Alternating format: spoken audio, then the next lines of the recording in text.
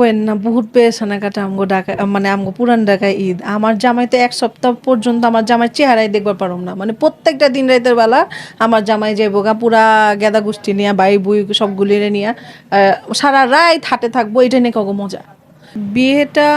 তখনই আনন্দের তখনই সুখের হয় যখন আপনি স্যাক্রিফাইস করতে পারবেন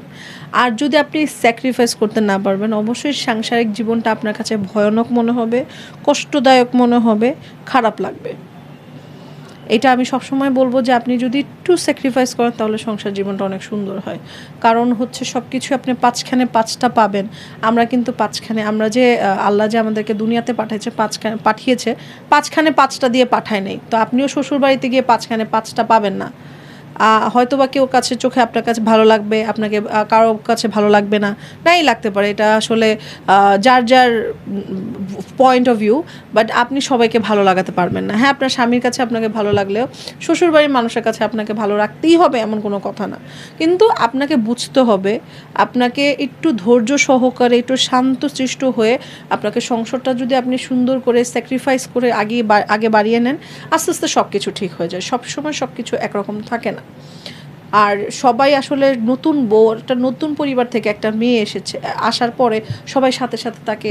একদম বুকের সাথে লাগা অ্যাকসেপ্ট করতে পারে না তো এটাকে আপনারই করতে হবে সংগ্রাম মেয়েদেরকেই করতে হয় এটা আগে হয়তো আমি চিন্তা করতাম যে না কেন মেয়েরা করবে কেন করবে না মানে মেয়েদেরকেই সব কিছু করতে হবে বাট না মেয়েদেরকেই করতে হবে যেমন আমার শাশুড়িও সংগ্রাম করেছে আমার মাও সংগ্রাম করেছে হ্যাঁ এটা একটা দুনিয়ার নিয়ম যে মেয়েদেরকে একটু কষ্ট করতে হয় মেয়েদেরকে সাপোর্ট মানে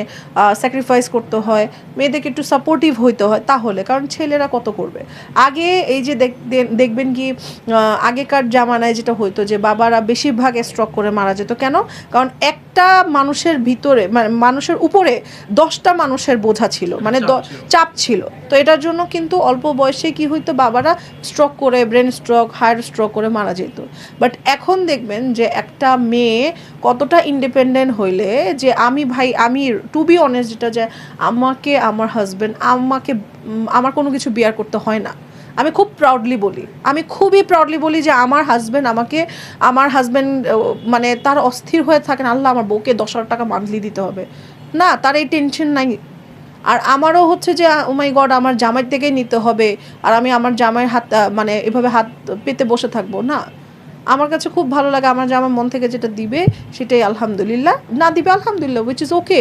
বাট আমি ইন্ডিপেন্ডেন্ট আমি ইনকাম করছি আর্ন করছি কেন আমার হাজব্যান্ডের উপরে আমার থাকতে হবে আমি নিজে উল্টা আরও আমার হাজব্যান্ডকে আমি গিফট করবো তো এটার জন্য দেখা যায় যে আসলে সংসারটা সুন্দর থাকে প্লাস হচ্ছে যে একটা পুরুষের প্রতি মাথার মধ্যে মানে পুরুষের উপরে এতটা মানে বডরেশন থাকে না যেমন আমার শ্বশুরও হচ্ছে যে এতটা চাপ নিয়ে বসে থাকে না যে না ঠিক আছে ওকে যেটা দেয় এখন আমার শ্বশুর যদি মনে করেন যে 500 টাকা মোবাইলের মধ্যে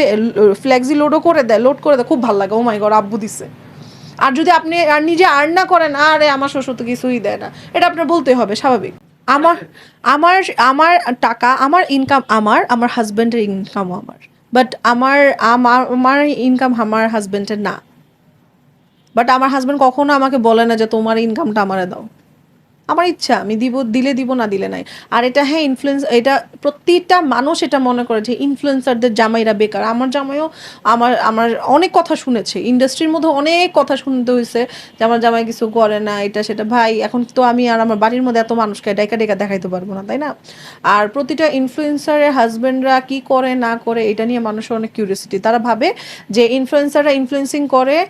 কাজ করে কারণ তাদের জামাইরা ইনকাম করে না এটা না এটা একদমই না